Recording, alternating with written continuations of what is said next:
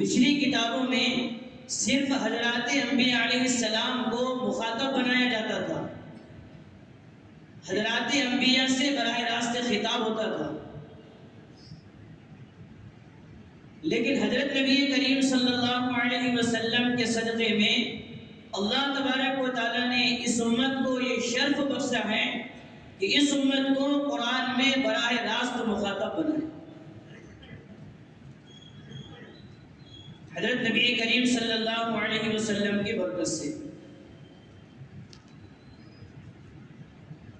غالباً قرآن پاک میں 88 مقامات ایسے ہیں کہ اس امت کے مسلمانوں کو اللہ نے براہ راست مخاطب بنایا ہے۔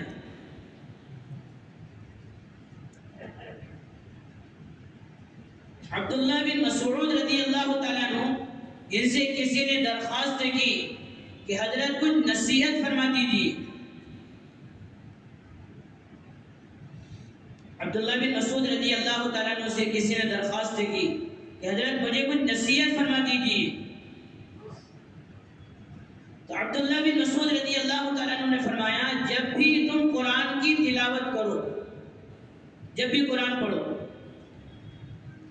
اور یا ایھا الذین آمنوا سے خطاب ہو تو اپنے کانوں کو اس کی طرف متوجہ کرو اور دل کو بھی حاضر رکھو۔ اللہ تبارک و تعالیٰ براہ راست تم سے مخاطب ہے، کسی اچھی بات کا حکم دے رہا ہے یا کسی بات سے منع کر رہا ہے۔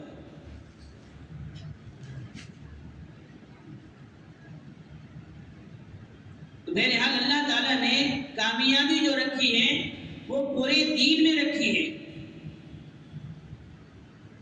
ادھورے دین پر کامیابی کا کوئی وعدہ نہیں ہے۔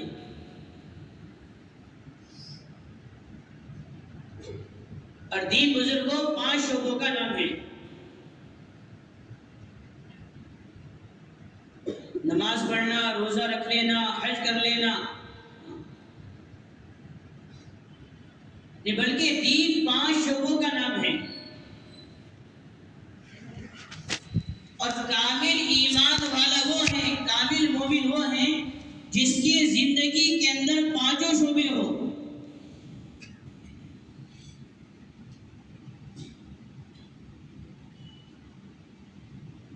لیکن اللہ معاف فرمائے، ہم ہر شعبے میں کمزور ہیں۔ ایمانیات کے اعتبار سے، عقائد کے اعتبار سے ہم کمزور ہیں۔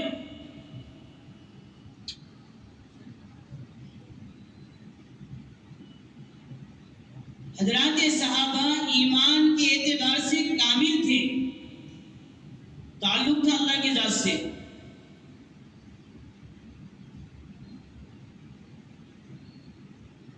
اللہ کی ذات سے اتنا تعلق تھا کہ ان کے زبان سے نکلے ہوئے الفاظ اللہ نے اس کی بھی لاج رکھی ہے۔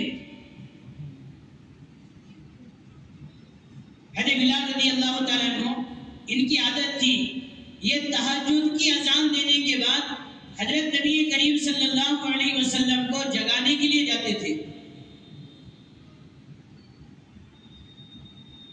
اللہ کے نبی صلی اللہ علیہ وسلم کی خدمت میں تشریف لائے۔ اللہ کے نبی سحری کر رہے تھے۔ نفل روزے رکھنے کا مزاج تھا، کثرت سے نفل روزے رکھا کرتے تھے۔ حضرت بلال نے آ کر کہا، یا نبی اللہ، سحری کا وقت ختم ہو گیا۔ حضرت بلال کے ذہن میں یہ بات تھی کہ سحری کا وقت ختم ہو گیا، تو انہوں نے حضرت نبی کریم صلی اللہ علیہ وسلم سے کہا، یا نبی اللہ، سحری کا وقت ختم ہو گیا۔ لیکن اللہ کے نبی کو پتا تھا ابھی وقت ختم نہیں ہوا، اللہ کے نبی سحری کھا رہے۔ حضرت بلال نے دوسری مرتبہ کہا، یا نبی اللہ، سحری کا وقت ختم ہو گیا۔ حضرت نبی کریم صلی اللہ علیہ وسلم پھر بھی سحری کھا رہے۔ تیسری مرتبہ حضرت بلال نے کہا، یا نبی اللہ، اللہ کی قسم سحری کا وقت ختم ہو گیا۔ حضرت بلال نے کیا کر لیے؟ قسم کھا لی۔ حضرت نبی کریم صلی اللہ علیہ وسلم نے اپنے ہاتھ کو روک لیا اور فرمایا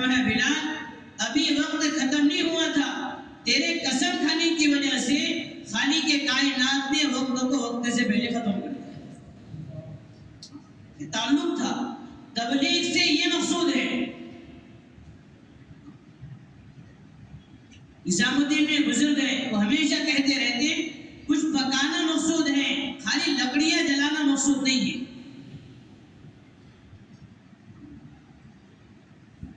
تبلیغ سے یہ مقصود ہے کہ ہمارا تعلق خالق کے کائنات سے جڑے. حضرت نبی کریم صلی اللہ علیہ وسلم فرما رہے ہیں بلال وقت ختم نہیں ہوا تھا، لیکن تیرے قسم کھانے کی وجہ سے اللہ نے وقت کو وقت سے پہلے ختم کر دیا. حضرت علی رضی اللہ تعالیٰ عنہ اللہ کے نبی صلی اللہ علیہ وسلم کی خدمت میں تشریف لائے. اللہ کے نبی نے سوال کیا، پوچھا علی عصر کی نماز ہو گئی؟ کہنے لگے یا نبی اللہ عصر باقی ہے. اللہ کے نبی نے فرمایا سورج تو غروب ہو رہا ہے.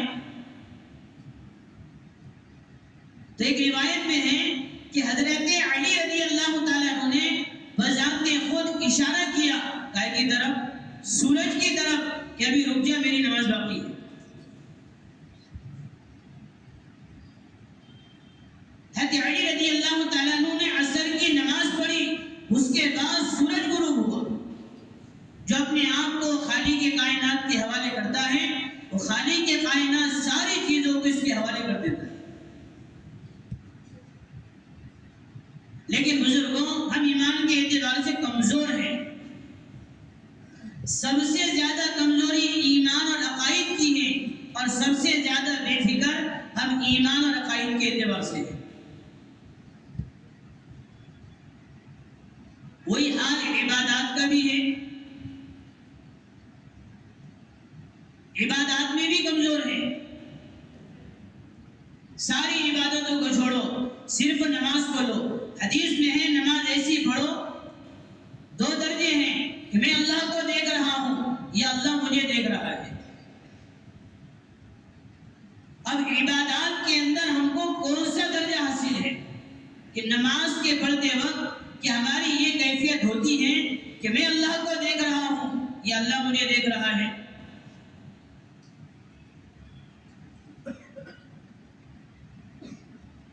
عبادات کا شعبہ بھی بہت زیادہ کمزور ہے. صحابہ نماز کے ذریعے سے اپنے مسائل کو حل کر رہے، نماز کے ذریعے سے مسائل کو حل کر رہے.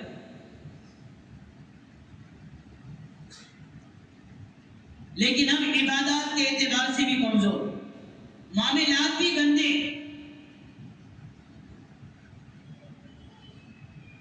حضرات علماء نے لکھا ہے ایمانیات، عبادات، اس کے ساتھ ساتھ معاملات بھی درست ہونا چاہیے. حضرت نبی کریم صلی اللہ علیہ وسلم کی تعلیمات معاملات کے متعلق بھری ہوئی ہیں، کتابیں بھری ہوئی ہیں آپ کی تعلیمات سے.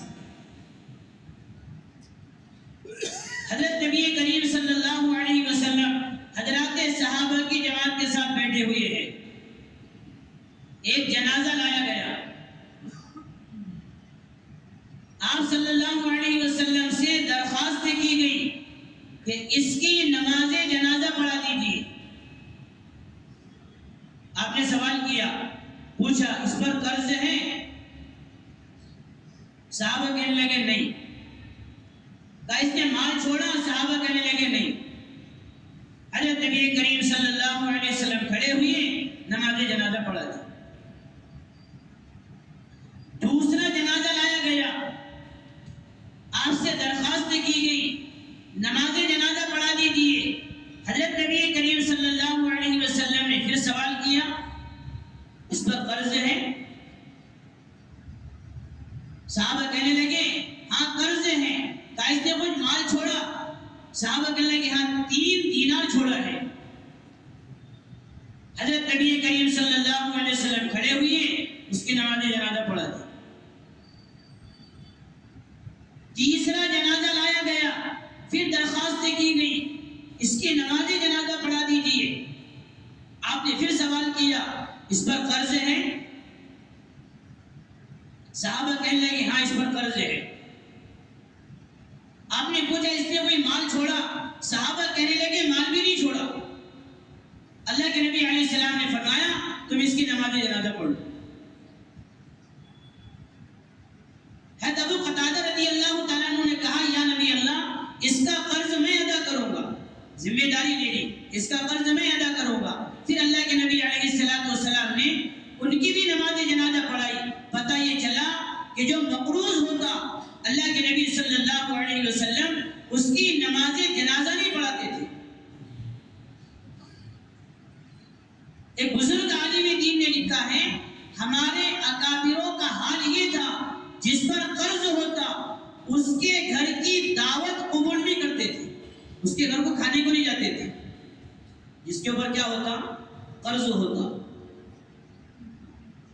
اگر وہ دعوت دیتا اس کے گھر کھانا کھانے کے لیے نہیں جاتے تھے کہ یہ جب دعوت کر سکتا ہے تو یہ قرض بھی ادا کر سکتا ہے، اس نے دعوت سے پہلے قرض ادا کیوں نہیں کیا؟ ابراہیم بن ادھم رحمۃ اللہ علیہ فرماتے ہیں جس پر قرض ہو اس کے لیے مناسب نہیں ہے کہ اچھا سالن بنا کر گھر میں کھائیں، سیدھا سادہ سالن بنا کر کھا لیں اور قرض کے ادا کرنے کی فکر کریں۔ جب تک قرض ادا نہیں ہوتا یہ سیدھا سادہ کھانا کھائیں۔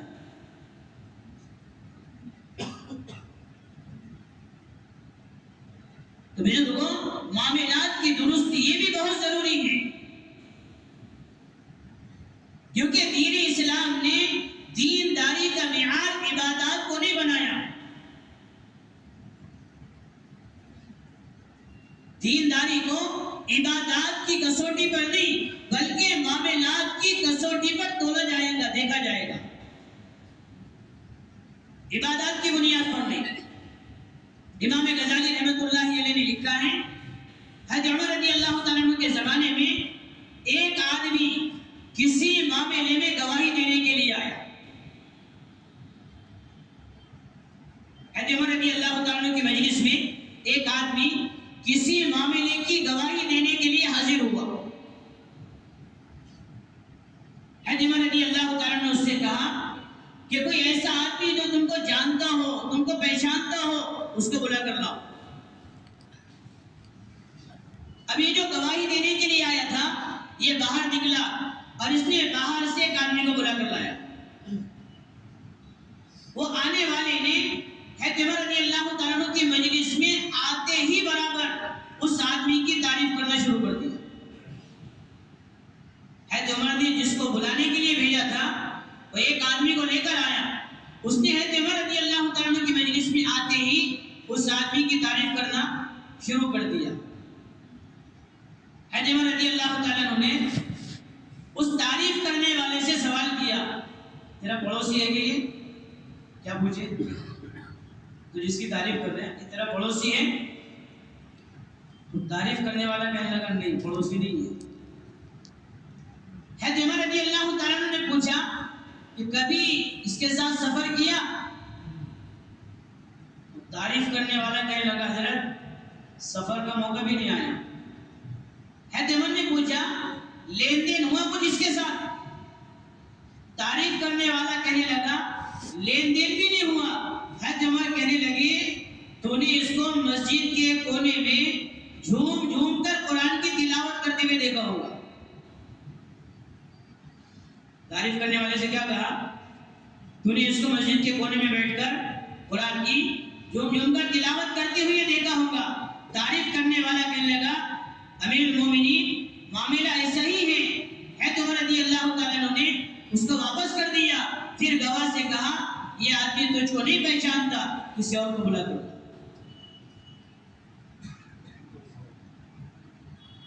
یہ واقعہ سبق دے رہا ہے کہ دینداری کو معاملات کی بنیاد پر نہیں، معاملات کی کسوٹی پر نہیں پرکھا جائے گا، عبادات کی کسوٹی پر نہیں پرکھا جائے گا، بلکہ معاملات کی کسوٹی پر پرکھا جائے گا۔ لیکن بزرگوں آج ہمارے معاملات گندے ہو گئے، ہمارے معاملات گندے ہو گئے، کوئی ہم سے معاملہ کرنے کو تیار نہیں ہے۔ ہم نے شروع میں کہا کہ تبلیغ سے مقصود یہ ہے کہ پورا دین پوری حقیقت کے ساتھ پوری انسانیت کے اندر زندہ ہو۔ دین پر کوئی کامیابی کا وعدہ نہیں ہے، حضور دین پر کوئی کامیابی کا وعدہ نہیں ہے۔ اور بزرگوں، دین کو زندگی میں داخل کرنے کے لیے قربانی ہے۔ دین زندگی میں قربانی سے آئے گا، قربانی سے آیا، قربانی سے آئے گا، قربانی سے باقی رہے گا۔ بغیر قربانی کے دین زندگی میں نہیں آتا۔ حضرات انبیاء علیہ السلام کی زندگی اٹھا کر دیکھو، انہوں نے دین کے لیے کتنی قربانیاں دی ہیں۔ ہمارے نبی کہہ رہے، جتنا مجھے ستایا گیا، جتنا مجھے رلایا گیا، اتنا کسی کو ستایا نہیں گیا، اتنا کسی کو رلایا نہیں گیا۔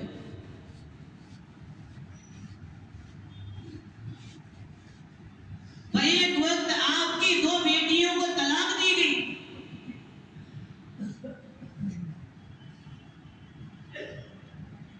یہ واقعات قیامت تک آنے والی انسانیت کو سبق دے رہے ہیں، دین کو زندگی میں داخل کرنے کے لیے قربانی ہے۔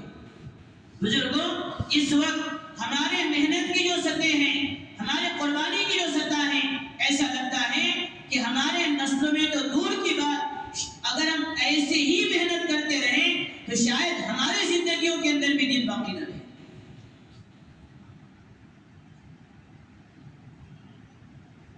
ہم پڑھے تو صحابہ کی زندگی، حضرت حبیب بن زید رضی اللہ تعالیٰ عنہ کو حضرت نبی کریم صلی اللہ علیہ وسلم نے مسیلمہ کذاب کے پاس بھیجا، اس نے نبوت کا دعویٰ کیا تھا۔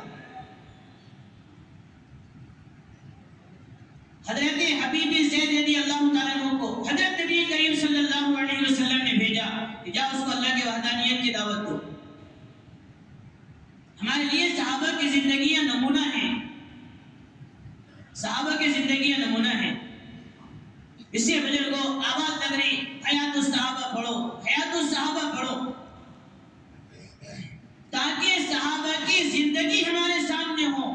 اس محنت سے اختلاف اس کو ہے جس کے سامنے صحابہ کی سیرت نہیں ہے۔ کام سے اختلاف وہ کرے گا جس کے سامنے صحابہ کی سیرت نہیں ہوگی۔ جس کے سامنے صحابہ کی سیرت ہوگی اس کو کبھی کام سے اختلاف ہو ہی نہیں سکتا۔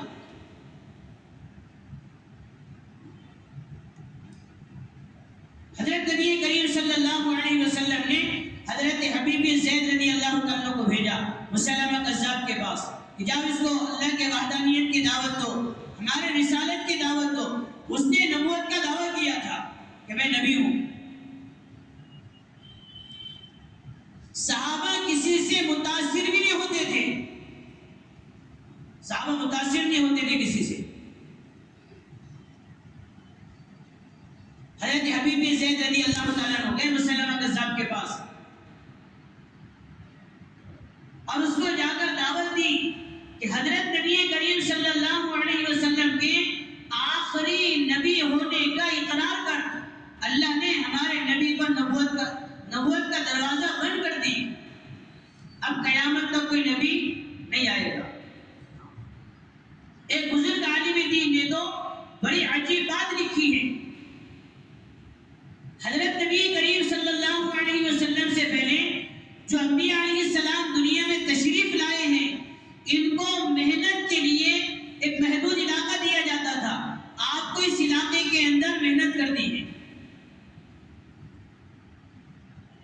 لوگ بھی کم ہوتے تھے، علاقہ بھی چھوٹا ہوتا تھا۔ بعض مرتبہ ایک ہی وقت میں اللہ تبارک و تعالیٰ نے 2 انبیاء کو بھیجا ہے۔ باپ بھی نبی ہیں، بیٹے بھی نبی ہیں۔ محنت کا میدان بھی چھوٹا سا ہے، لوگوں کی تعداد بھی کم ہے، لیکن اللہ نے ہمارے نبی پر نبوت کا دروازہ بند کیا، آپ کو قیامت تک آنے والی انسانیت کا نبی بنایا۔ علاقہ بھی بڑا، لوگوں کی تعداد بھی زیادہ، ہونا تو یہ چاہیے تھا کہ اس وقت میں ایک ایک پنکوسے کے اندر ایک ایک نبی ہوتا۔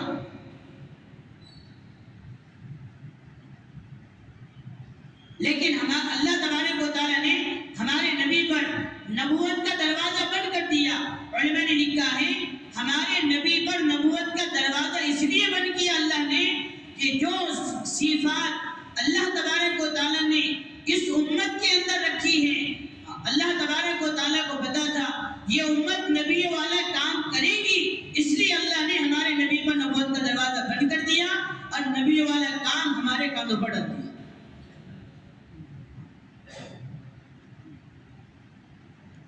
ہمارے نبی سے پہلے کسی نبی پر نبوت کا دروازہ بند نہیں کیا گیا۔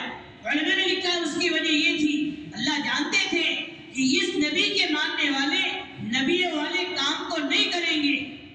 ہمارے نبی پر نبوت کا دروازہ اس لیے بند کیا کہ اللہ تبارک و تعالیٰ نے اعتماد کیا ہے، بھروسہ کیا ہے کہ یہ امت نبی والے کام کو کرے گی، اس کی استعداد رکھی ہے، صلاحیت رکھی ہے۔ اگر بزرگوں ہمارے اندر نبی والے کام کے کرنے کی صلاحیت نہ ہوتی، اللہ ہم کو حضرت نبی کریم صلی اللہ علیہ وسلم کی امت میں پیدا ہی نہ فرماتا۔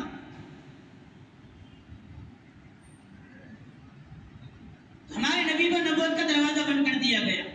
حضرت حبیب زید رضی اللہ تعالیٰ عنہ نے کہا کہ حضرت نبی کریم صلی اللہ علیہ وسلم کو آخری نبی مان۔ مسلمہ کذاب نے حبیب زید رضی اللہ تعالیٰ عنہ کو قید کر لیا،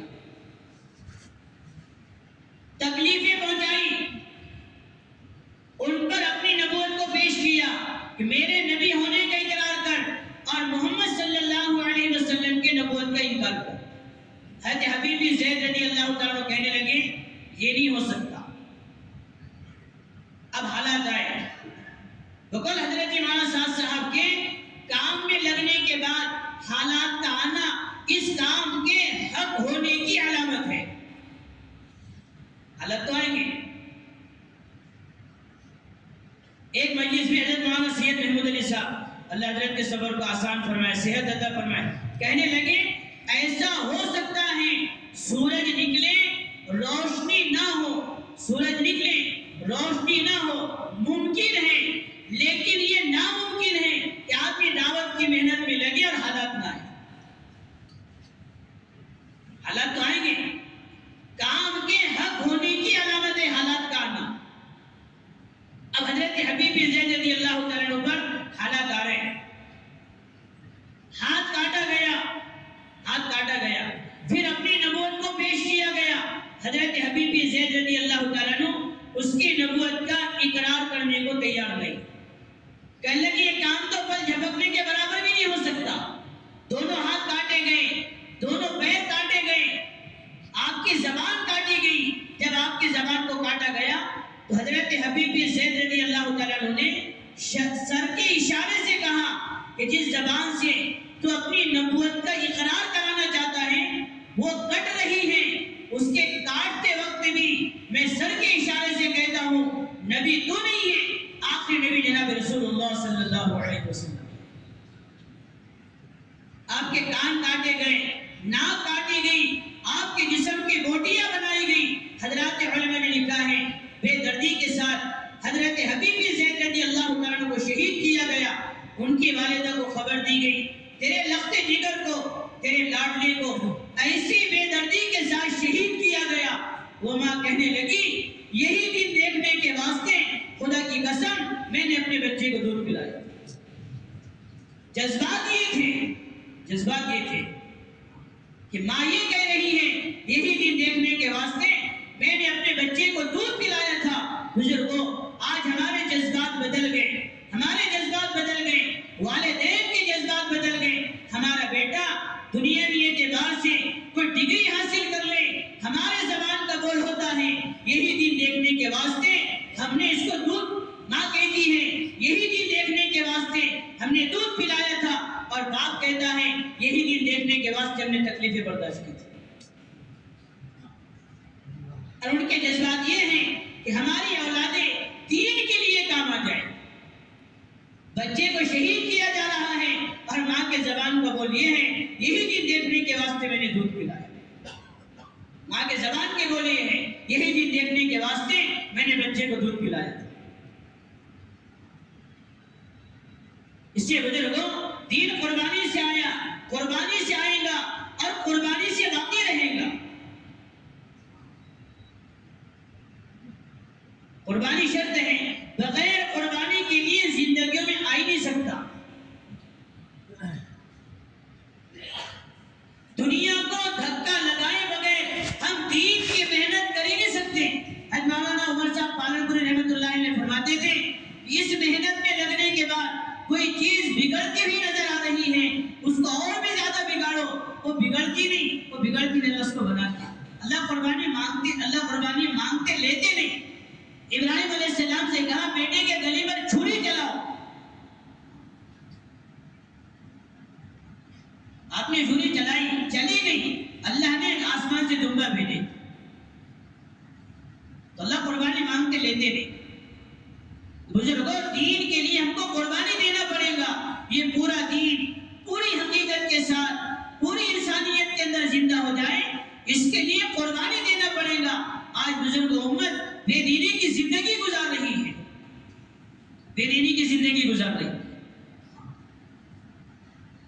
ہماری علاقے کی جماعتیں باہر ملک جاتے رہتی, واپسی پر ہم ان کی کارگزاریاں سنتے رہتے. کیا حال ہے, کس حالت کے اندر انسانیت زندگی گزار رہی ہے, کس حالت میں انسانیت زندگی گزار رہی. ارتداد کتنی تیزی سے پھیلا ہے. گوگل حضرت جی کے اب تو حلال کمانے کی بھی گنجائش نہیں ہے. ارتداد پھیل رہا ہے. اس سے بزرگوں ہم کو قربانی دینا پڑے گا. اللہ کے نبی صلی اللہ علیہ وسلم حضرات صحابہ کے درمیان مذاکرہ کر رہے ہیں, دین کی بات کر رہے ہیں, رونے کی آواز آئی. اللہ کے نبی علیہ السلام نے حضرات صحابہ سے فرمایا راستہ بنا دو. صحابہ نے راستہ بنا دیا. آپ تشریف لے گئے. بیٹی فاطمہ رضی اللہ تعالیٰ عنہ کا مکان تھا. اللہ کے نبی کو بڑی محبت تھی حضرت فاطمہ سے, بڑی محبت, بہت محبت کرتے تھے اللہ کے نبی حضرت فاطمہ سے. ایک مجلس میں اللہ کے نبی نے صحابہ کے درمیان میں سوال قائم کیا, عورت کی سب سے بہترین خوبی کیا ہے؟ صحابہ نے مختلف جوابات دیے. اللہ کے نبی علیہ السلام نے فرمایا جاؤ اپنی عورتوں سے پوچھ کر. اسی مجلس میں حضرت علی بھی تھے. سارے صحابہ گھروں پر تشریف لے گئے. حضرت علی بھی گئے. حضرت علی نے حضرت فاطمہ رضی اللہ تعالیٰ عنہ سے پوچھا اللہ کے نبی نے ہم سے سوال کیا ہے عورت کی سب سے بہترین خوبی کیا ہے؟ حضرت فاطمہ رضی اللہ تعالیٰ عنہ کہنے لگی عورت کی سب سے بہترین خوبی یہ ہے یہ کسی غیر محرم کو نہ دیکھے اور کوئی غیر محرم اس کو نہ دیکھے. یہ کسی غیر محرم کو نہ دیکھے اور کوئی غیر محرم اس کو نہ دیکھے. اسے حضرت فاطمہ نے نصیحت کی تھی میرا جنازہ رات میں اٹھایا جائے. میری چاہت یہ ہے کہ مجھے زندگی میں کسی نے نہیں دیکھا, مرنے کے بعد کسی غیر محرم کی میرے جنازے پر بھی نگاہ ہو. ہمارے گھر کے مستورات کا حال, مارکیٹ ہمارے گھر کی مستورات سے آباد ہے. معاف کرنا برا لگے تو.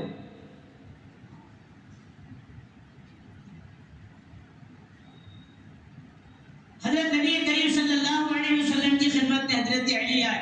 کہنے لگے یا نبی اللہ حضرت فاطمہ رضی اللہ تعالیٰ عنہ فرماتی ہیں کہ عورت کی سب سے بہترین خوبی یہ ہے یہ کسی غیر محرم کو نہ دیکھے اور کوئی غیر محرم اس کو نہ دیکھے. اللہ کے نبی علیہ السلام نے فرمایا فاطمہ بضاعت منی, فاطمہ میری جگر کا ٹکڑا ہے. فاطمہ نے صحیح کہا, فاطمہ نے صحیح کہا. تو اللہ کے نبی صلی اللہ علیہ وسلم تشریف لے کر حضرت فاطمہ کا مکان تھا. آپ نے دروازے پر دستک دی, بیٹی فاطمہ, بیٹی فاطمہ, بیٹی فاطمہ. علماء نے لکھا ہے 3 مرتبہ آپ نے آواز دی. اندر سے کوئی جواب ہی نہیں آیا. پھر اندر سے آواز آئی ابا جان اندر تشریف لائیے. حضرت نبی کریم صلی اللہ علیہ وسلم اندر داخل ہوئے. حضرت فاطمہ سے کہا بیٹی تو میرے پیروں کی ہار سن کر استقبال کے لیے کھڑے ہو جایا کرتی تھی, آج تو میں آواز دیتا رہا. حضرت فاطمہ کہنے لگی ابا جان بھوک کی وجہ سے یہ پیروں میں چلنے کی طاقت نہیں ہے, اس لیے آپ کی بیٹی آپ کے استقبال کے لیے دروازے تک نہیں آ سکتی. یہ کس کے گھر کا حال ہے؟ وجود کائنات. یا نبی اللہ، بھوک کی وجہ سے پیروں میں چلنے کی طاقت نہیں ہے، اس لیے میں استقبال کے لیے دروازے تک نہیں آ سکتی. اور میں نے لکھا ہے حضرت فاطمہ رضی اللہ تعالیٰ عنہ نے اپنے ہاتھوں کا اپنی ہتھیلیاں اپنے چہرے پر رکھ لی تھی. کیا وجہ تھی؟ بھوک کی وجہ سے گالوں میں گڑے پڑ گئے تھے، ہونٹوں پر پپڑیاں آ گئی تھی. ہتھیلی چہرے پر رکھنے کی وجہ یہ تھی کہ میرے والد کی نگاہ اگر میرے چہرے پر پڑ جائے گی، میرے والد کا غم اور بھی بڑھ جائے.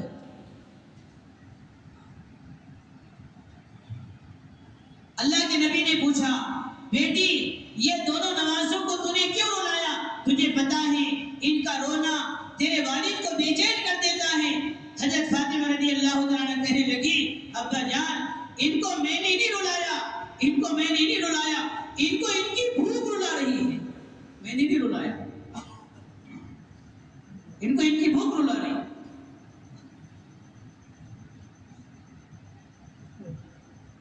گھر میں فاقہ ہے. بزرگوں اگر ہم اللہ کے راستے میں چلے جائیں انسانیت کو جہنم کی آگ سے بچانے کے لیے، تو کیا ہمارے گھر کی حالت ہوگی؟ اللہ کے نبی نے فرمایا، بیٹی چھوٹے کو تو دودھ پلا دیتی، بڑے کو میں سنبھال لیتا، تو نے دونوں کو رلا کر اپنے باپ کے غم کو بڑھا دیا. حضرت فاطمہ فرماتی ہیں، اب میرے زبان سے چیخیں نکل گئی. میں نے کہا، ابا جان کہیں گر ہو گئے، پیٹ میں لقمہ نہیں گیا، بھوک کی وجہ سے میرے چھاتیوں کا بھی دو سوکھ چکا.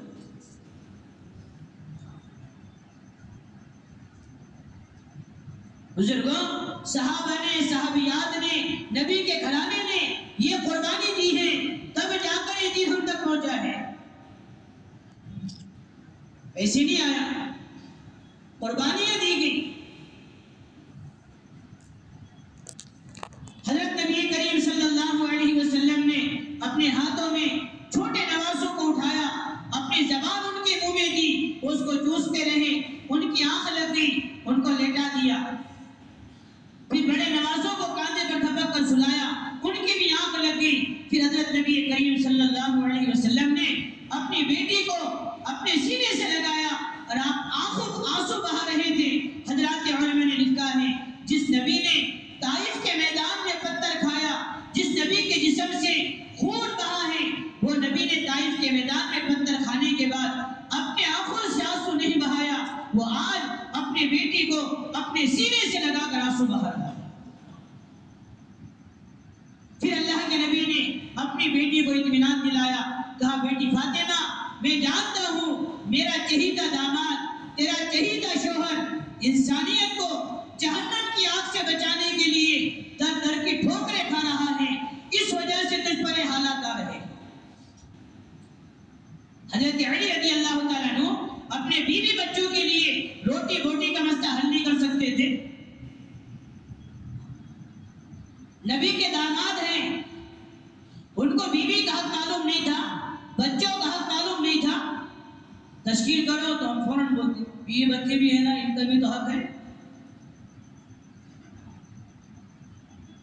حضرت علی رضی اللہ تعالیٰ عنہ کو بیوی بچوں کا حق معلوم نہیں تھا. اللہ کے نبی علیہ السلام نے اپنی بیٹی کو تسلی دی، پھر اللہ کی طرف متوجہ ہوئے. اللہ کے نبی نے اپنے زبان سے کہا، اے اللہ میں اپنے گھرانے کو کیا کہ اے اللہ تو جانتا ہے کہ علی انسانیت کو جہنم کی آگ سے بچانے کے لیے در در کی ٹھوکریں کھا رہا ہے، اس کی وجہ سے اس کے گھر پر یہ حالات ہیں. پھر کہنے لگے، اے اللہ میں اپنے گھرانے کو فاقے کی حالت میں دیکھنا پسند کرتا ہوں، مجھے پسند ہے اپنے گھرانے کو فاقے کی حالت میں دیکھنا، لیکن میں اپنی امت کو جہنم کی آگ میں جلتا ہوا دیکھنا پسند نہیں کرتا. یہ حالات آئے ہیں بزرگوں. اس سے دین زندگی میں بغیر قربانی کے نہیں آتا. صحابہ نے قربانیاں دی ہیں، اس سے ہم کو بھی قربانی دینا پڑے گا، اس سے پورا مجمع نیت کرو، مسئلہ میری ذات کا ہے، مسئلہ میری ذات کا ہے. خروج کی محنت، مقامی محنت میری اپنے ذات کی اصلاح کے لیے ہے. میری اصلاح ہو جائے، میرا تعلق خالق کے کائنات سے جڑ جائے. حضرت امام یوسف رحمۃ اللہ علیہ فرماتے تھے کام کرتے کرتے اپنی ذات سے نگاہ ہٹ کر اگر دوسروں کی طرف چلے گئے، کام کرتے کرتے اپنی ذات سے ہٹ کر اوروں کی طرف نگاہ چلے گئی، حضرت فرماتے تھے یہ دجال بنے گا، داعی نہیں بنے گا. مقصود تو اپنی ذات کی اصلاح ہے. میری اصلاح ہو جائے، میرا تعلق اللہ کی ذات سے جڑ جائے. اس سے بزرگوں روزانہ کی محنت، چاہے وہ اعمال دعوت ہو، اعمال عبادت ہو، ہم روزانہ سونے سے پہلے اپنے آپ کو مخاطب بنا کر پوچھیں کہ آج صبح سے شام تک تو نے اعمال دعوت کیا، اعمال عبادت کیا، ان اعمال سے تیرا تعلق اللہ کی ذات سے کتنا جڑا. مقصود یہ ہے، مقصود یہ ہے. اس سے علماء نے لکھا ہے اللہ اپنے ہر بندے کے قریب ہے، لیکن ہر بندہ اللہ کے قریب نہیں ہے. ہر بندہ اللہ کے قریب نہیں ہے. اور بزرگوں دنیا اور آخرت میں کامیابی اللہ کے قرب کے بغیر ناممکن ہے. اللہ کے قرب کے بغیر دنیا اور آخرت میں کامیابی ناممکن ہے. آدمی کامیاب ہو ہی نہیں سکتا اللہ کے قرب کے بغیر. اللہ کے قرب کے لیے اعمال ہیں، اعمال دعوت ہیں، اعمال عبادت ہیں. اعمال عبادت میں چاہے خروج کی محنت ہو، مقامی محنت ہو، یہ سارے اعمال اللہ تبارک و تعالیٰ سے قرب کے لیے ہیں. اس سے حضرت فرماتے تھے کہ محنت میں لگنے کے بعد اعمال دعوت، اعمال عبادت کے ذریعے سے تعلق اللہ کے ذات سے جڑ رہا ہے، تعلق اللہ کے ذات سے جڑ رہا ہے تو کام ہو رہا ہے، کام ہو رہا ہے. اور اعمال دعوت میں لگنے کے بعد، اعمال عبادت میں لگنے کے بعد تعلق اللہ کے ذات سے نہیں جڑ رہا ہے، پھر کام نہیں ہو رہا، کچھ اور ہو رہا ہے. اس سے کام کو کام بنانا پڑے گا. مولانا الیاس صاحب رحمۃ اللہ علیہ نے مولانا یوسف صاحب رحمۃ اللہ علیہ کو بلایا آخری ایام میں اور پوچھا یوسف کام کس کے لیے کرو گے؟ مولانا یوسف رحمۃ اللہ نے فرمایا اللہ کا کام سمجھ کے کروں گا. کام کس کا ہے؟ اللہ کا ہے. مولانا الیاس صاحب رحمۃ اللہ نے فرمایا اب یہ کام میرے بعد بھی چلتا رہے گا. کام کس کا ہے؟ کام اللہ کا ہے. بزرگ ہم اللہ کا شکر ادا کریں، ہم اللہ کا شکر ادا کریں اس خالق کے کائنات نے ہم جیسے بندوں کو اس کام کے لیے قبول کیا ہے. ورنہ بزرگوں جن گناہوں کی وجہ سے خالق کے کائنات نے پچھلی امتوں کو ہلا کر برباد کیا ہے، وہ سارے گناہ بیک وقت اس امت کے اندر موجود ہیں. تو اس خالق کا فضل ہے ہمارے گناہوں پر پردہ ڈال کر ہم کو کام میں چلا رہا ہے. ہمارے گناہوں پر پردہ ڈال کر اللہ ہم کو کام میں چلا رہے. پھر مولانا الیاس صاحب رحمۃ اللہ علیہ نے پوچھا یوسف کام تو کام بناؤ گے، کام بنے گا، کھیل بناؤ گے، کھیل بنے گا. پھر سوال کیا جانتے ہو کام کو کام بنانا کیا ہے، کام کو کھیل بنانا کیا ہے؟ پھر خود ہی جواب ارشاد فرمایا کام کام کے وقت میں کیا جاتا ہے اور کھیل کھانے وقت میں کھیلا جاتا ہے. بزرگوں بیٹھنے والا پورا مجمع اپنے آپ کو مخاطب بنائے، اپنے آپ سے پوچھے ہم نے کام کو کام بنایا کہ کھیل بنایا؟ ہم اس کام کو کام کے وقت میں کر رہے ہیں یا خالی وقت میں کر رہے ہیں؟ اللہ معاف فرمائے، اللہ معاف فرمائے. ہم خالی وقت بھی اس محنت کو دینے کے لیے تیار نہیں تھے. ایسا لگتا ہے کھیل سے بھی کوئی نیچا درجہ ہے جو ہم نے کام کو دے رکھا ہے.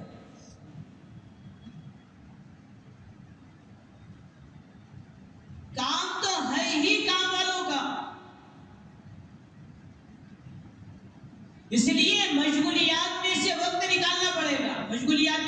نکالنا پڑے گا. اس سے پورا مجمع نیت کریں اس دین کو اپنی ذات سے لے کر قیامت تک آنے والی انسانیت کے اندر زندہ کرنے کے لیے پورا دین پوری حقیقت کے ساتھ پوری انسانیت کے اندر زندہ ہو جائے. اس کے لیے بزرگوں ہم کو پورے عالم کے اندر گھومنا پھرنا پڑے گا. ہم عالمی نبی کے عالمی امتی ہیں. پورے عالم کی ذمہ داری ہمارے کاندھوں پر ہے. پورے عالم کی ذمہ داری ہمارے کاندھے پر ہے. حضرت مولانا یوسف صاحب رحمۃ اللہ علیہ دعا کرتے تھے اے اللہ میرے رزق کو پورے دنیا کے اندر پھیلا دے اور دین کے تقاضے پر میرے کو وہاں پہنچا دے. ہم بھی یہ دعا کریں. اس سے پورا مجمع نیت کرو پورے عالم کے اندر گھومیں گے پھریں گے. کون لے جائے گا؟ بزرگوں آدمی مال کی بنیاد پر بیرون نہیں جاتا. آدمی مال کی بنیاد پر بیرون نہیں جاتا. مال تو آدمی کے اندر کنجوسی پیدا کرتا. لوکل حضرت کے کہ بیرون تو دل جلا جاتا ہے. امت کی بے دینی کو دیکھ کر جس کا دل تڑپ رہا ہو وہ بیرون جائے گا. اس لیے بیرون کی تشکیل غیب کی بنیاد پر جیب کی بنیاد پر نہیں. اب تو حضرت کہہ رہے ہیں بیرون کو کیا سمجھو؟ اپنا اطراف سمجھو. بیرون کو کیا سمجھو؟ اطراف سمجھو. کہ اکولہ والوں نے یہ سمجھنا بیرون کو تو شونی جانا, بورگاؤں جانا, مرتضیٰ پور جانا. جب تک ہم بیرون کو اطراف نہیں سمجھیں گے ہمارے لیے نکلنا کیا ہو جائے گا؟ مشکل ہو جائے گا. اس سے پورا مجمع نیت کرو انشاءاللہ ہم پورے عالم کے اندر گھومیں گے پھریں گے. اس سے مجمع کے اندر ایسے احباب ہو جن کا پہلے بیرون وقت لگا ہو یا 3 مرتبہ 4 مہینے لگے ہو وہ کھڑے رہ کر عزائم کریں کہ انشاءاللہ ہم بیرون جائیں گے. ہونا تو یہ چاہیے تھا کہ آج ہی سے جماعت بنتی. شب گزاری کے اجتماع کی کامیابی یہ ہے کہ ہر ہفتے شب گزاری کے اجتماع سے ایک جماعت بیرون کی اور 4 ماہ کی نگر جماعت بنے. نگر جماعت کہیں گی بیرون کی اور 4 ماہ کی.